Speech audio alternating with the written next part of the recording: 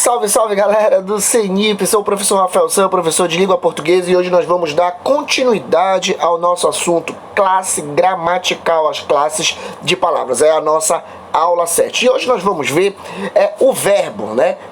A principal classe gramatical, aquela que o aluno tem que saber de qualquer jeito, porque ela é uma das principais classes gramaticais que norteiam aí o nosso estudo de língua portuguesa. Então vamos lá, vamos ver um pouquinho de verbo. O que é verbo? Verbo é tudo aquilo que exprime ação, estado ou fenômeno da natureza. Então tudo aquilo que indica ação, que indica estado ou é um fenômeno da natureza, a gente pode considerar sim um verbo. Então olha só, eu coloquei verbo, é uma frase ou expressão. A gente pode também ter o que a gente chama de locuções verbais. O que é uma locução verbal? É quando eu tenho dois ou mais verbos que juntos funcionam como, né, quando eu tenho dois ou mais verbos que funcionam como apenas um. Então quando eu tenho dois ou mais verbos juntos e funcionam apenas como um, eu tenho o que a gente chama de locução verbal. E a locução verbal também é chamada de perífrase verbal ou expressão perifrástica.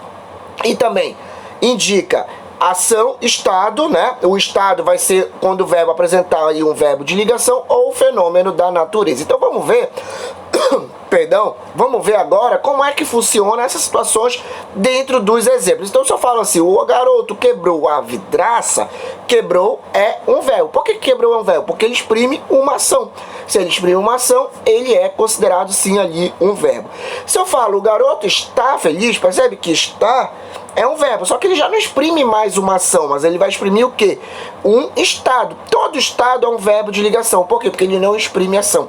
E dentro dele sempre vai haver uma característica dentro do predicado. Então, estar é um estado, um verbo que exprime estado, é um verbo de ligação, porque ele não exprime ação, e dentro do predicado dele vai haver uma característica. Percebe que feliz é uma característica que a gente estuda aí, se diz que é um predicativo do sujeito. Chove pouco no Nordeste também. Chove também aí é um verbo que indica o quê? Um fenômeno da natureza. Então eu tenho ação, estado, fenômeno da natureza. Toda vez que eu tenho essas situações, eu posso dizer que aí eu tenho um verbo. Os verbos, eles apresentam também nas formas nominais. Por que um verbo pode apresentar uma forma nominal? Porque os verbos, às vezes, eles podem se apresentar como substantivo, como adjetivo e como advérbio. Eu tenho as formas nominais no infinitivo, que são aquelas formas nominais terminadas em A, E e I, né? E as formas nominais no infinitivo, elas apresentam características de substantivo. Então se eu falo assim, andar, termina em A, vender, termina em E, partir, termina em I, são formas no infinitivo. Agora, se eu falo assim, por exemplo, o andar dele é esquisito, percebe que andar aparentemente é um verbo, correto? Agora, se eu coloco, por exemplo, um artigo antes desse verbo, esse verbo automaticamente vira o quê? Um substantivo. Então a gente percebe que andar, por exemplo, nessa frase que eu coloquei, hipotética, né? Ele apresenta uma forma o quê? Substantivada. Então andar é uma forma infinitiva? Sim, porque termina em A, mas apresenta uma função de substantivo, porque eu tenho um artigo antes da palavra. Então é necessário andar com as próprias pernas. Percebe que andar aí é uma forma infinitiva porque termina em A. Agora, quando eu falo o jantar está delicioso, jantar é uma forma infinitiva com uma função substantiva porque eu tenho um artigo que antecede a palavra jantar.